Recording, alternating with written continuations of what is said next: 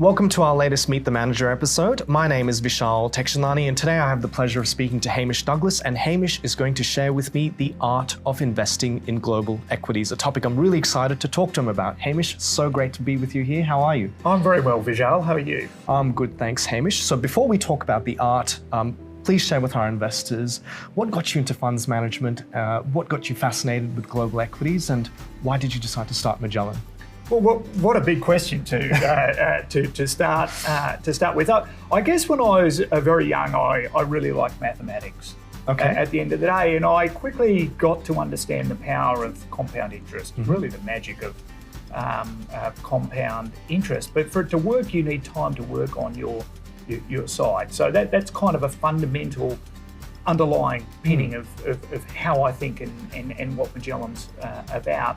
So how did I really get that connected from a mathematical point of view into investing? Well, when I first arrived at Schroders in Australia, I sat next to my business partner who set Magellan up, a man called Chris Mackay. Chris is a bit older, but we both joined Schroders by happenstance on the same day and sat next to each other. I think on the second day I was there, he put like 20 years of annual reports of Berkshire Hathaway on my desk. And I just started reading these annual reports of Berkshire Hathaway. And I also asked our librarian at the time, is every time a piece of sell-side research came in about a company, it was Australian companies at that stage, could it be put in my in-tray? So I used to get inches of brokers' research put into my in-tray every day. And I wasn't in the investment management business, I was in the investment banking side of it. I used to go home every night and read these for hours to soak up the information. And as I got more and more interested in Warren Buffett, I started really thinking about all the influences of Warren Buffett. So I started reading all the Ben Graham books, started reading on Phil Fisher. I really got very interested in Charlie Munger and really started to think about what parts of the investment philosophy really made sense to me. And what really made sense to me was probably the Phil Fisher sort of Charlie Munger influence is you want to invest in really high quality businesses. Okay. And because I believe in the magic of compound interest and you need time on your side to make it work, not trade, you need time, you really need a very high quality business that you have confidence in that you can hold for the long term. And, you know, Buffett's made a famous quote, and he actually changed from sort of being a Ben Graham deep value investor into a much long-term quality investor with the influence of Phil Fisher and Charlie Munger.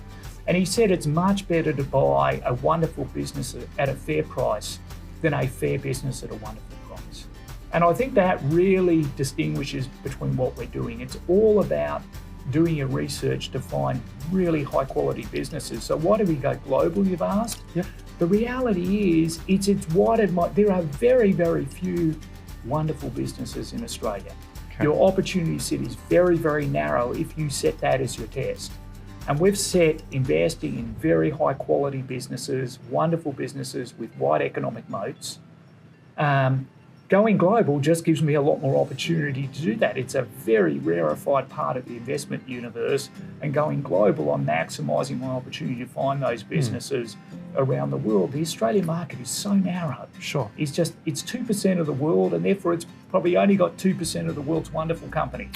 Yeah. So I think Australian investors are getting it right. They need to look at that 98% of the other opportunities in the world, and we're starting to see our investors dabble in a few global names, but perhaps not with the same level of discipline that you might apply. So you've got thousands of companies that you look at in any given month or year. How do you kind of filter them down into a manageable investment universe? Well, first of all, we don't look at thousands of companies. I think anyone who's trying to look at thousands of companies, I describe them as flies in a bottle. Okay. They're just flying around, buzzing around, and they're just not getting anywhere. You can imagine that fly in a bottle just buzzing around from wall to wall to wall and not actually making any progress at all. So we're very disciplined in defining what is the type of business we'll invest in. So we've got 4 global sector teams. We've got about 30 analysts at Magellan, and they don't cover 15, 20, 30 companies. They may cover 5 to 10 companies in an excruciating amount of detail. And we're really looking for those business leading companies of the world who have demonstrable long-term competitive advantages. And then we're trying to do what I describe as inch wide and mile deep research. Right. We want to understand everything about that company, everything about its competitors. We want to really think about what the threats to the businesses are, what the regulators could do to the business. We will employ lawyers around the world and experts around the world, because if you want to invest in a fairly concentrated portfolio and you want to hold them for duration to get these compound returns, you need to do a lot of research. So we're not out following thousands of companies. We're following a relatively narrow universe. I wouldn't call it. Let's put in the multiple hundreds of companies that we cover in excruciating detail. And out of that, we want to understand their valuations.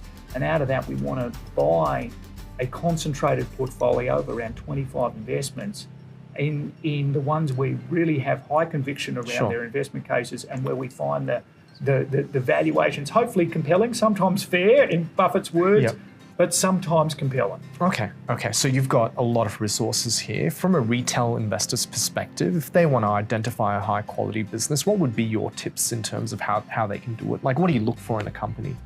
Well, so sometimes it's quite obvious. Quite a lot of these are consumer-facing businesses. So the consumer-facing businesses, you can think about how often you use the services. How often are you likely to switch to somebody else's search engine, for instance? Right. Do you use Google regularly? If you want to look something up, do you use Google, or will you go and use Yahoo or Bing?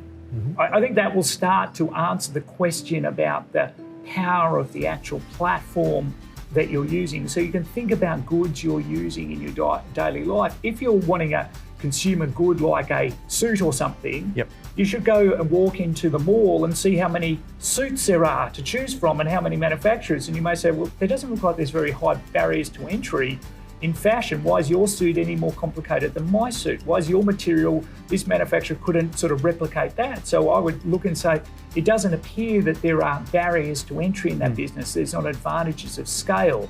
Does it matter being a low-cost producer?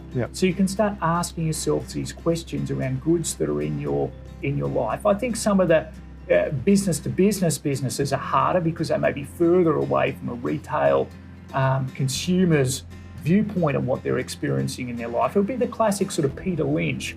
Look around the things you're consuming and what you're using, and then ask those questions, how difficult it would be for a competitor to set up a similar business. Okay, so think about the things and the technologies you're using, Google and Apple and Microsoft, lots of people using Windows, and that's what a lot of these names underpin your portfolios at Magellan, right? Yeah, and Warren Buffett's often given an example of Coca-Cola. We've invested in Coke in the past, we don't own it at the moment.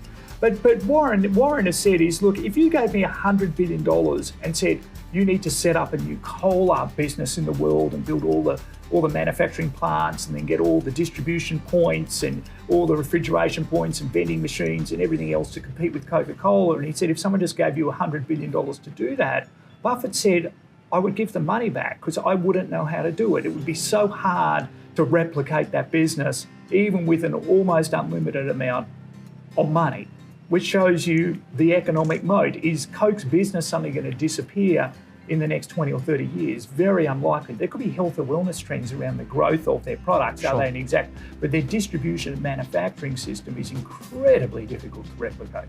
Okay. So sometimes you might identify investment opportunities, and you will identify investment opportunities. How do you kind of gauge whether this is a good time to invest? What are, say, some of the fundamental factors you look for? Cash flow, earnings growth, dividend growth. Are there some key metrics that you look at before making that decision to go, yep, we're buying this company?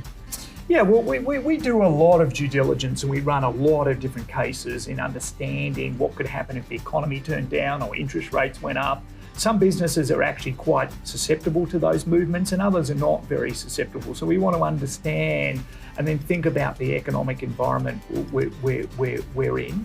But often the best investments we make after doing the work, they stand out. You know, we're looking at hundreds of things and we may be making every 6 months 1 or 2 investment decisions. Right, okay. You know, we don't make lots of investment decisions. I think that's one of the tricks even for a retail investor. Reduce the number of decisions you make and make sure you really think about it and they become obvious. And if they're not obvious to you, we just don't do anything. Okay. You know, we do things that are obvious at the time. And there's not an exact formula. It's not like this price earnings multiple has to be 12 or 15 or 7. It depends on the growth and the prospects and how we feel about the competitive advantages the business has. We'll invest in businesses that require a lot of capital if they have very high returns on capital, and we invest in businesses that almost require no capital. We go both ends of the spectrum. Okay. And lastly, a lot of our investors, we find they'll make an investment decision in global equities based on also where the currency is at.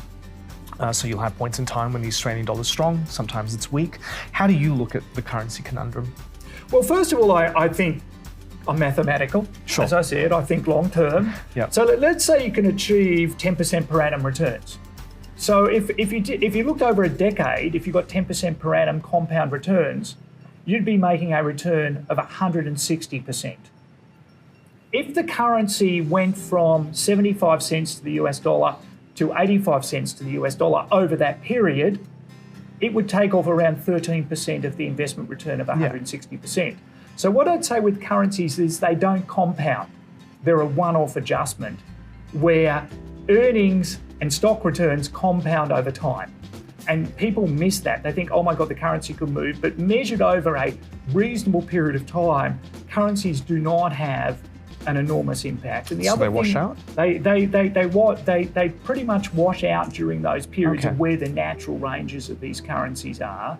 And the other thing I'd say is if in a portfolio sense, if you've got a portion of your portfolio unhedged to the US dollar, for instance, and we get a major stock market correction, the unhedged currency tends to give you more protection. It's a diversification in your portfolio because the Australian dollar tends to fall during major economic events in the world.